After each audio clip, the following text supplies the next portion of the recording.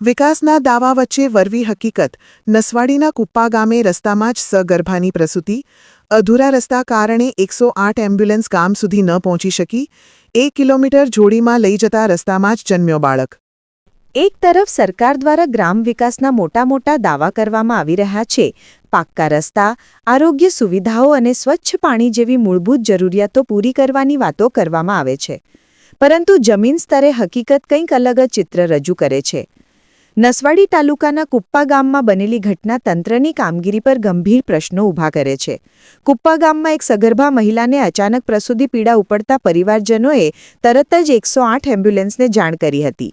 પરંતુ ગામ સુધીનો રસ્તો અત્યંત ખરાબ અને કાચો હોવાને કારણે એમ્બ્યુલન્સ ગામની અંદર પહોંચી શકી નહોતી. છેલ્લા 1 વર્ષથી રસ્તાનું કામ અધૂરું પડ્યું હોવાનો ગ્રામજનો આક્ષેપ કરી રહ્યા છે.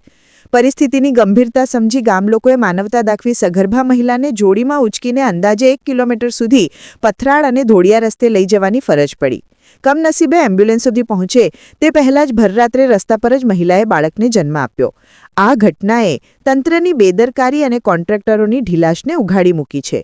લોહીલોહણ હાલતમાં માતા અને નવજાત શિશુને બાદમાં 108 મારફતે હોસ્પિટલ ખસેડવામાં આવ્યા હોવાનું જાણવા મળે છે. સ્થાનિકોમાં ભારે રોષ ફેલાયો છે. ગ્રામજનોનો સવાલ છે કે જો રસ્તો સમયસર પૂર્ણ કરવામાં આવ્યો હોત તો શું આ પરિસ્થિતિ સર્જાત? વિકાસના દાવાઓ શું માત્ર કાગળો પૂરતા જ સીમિત છે?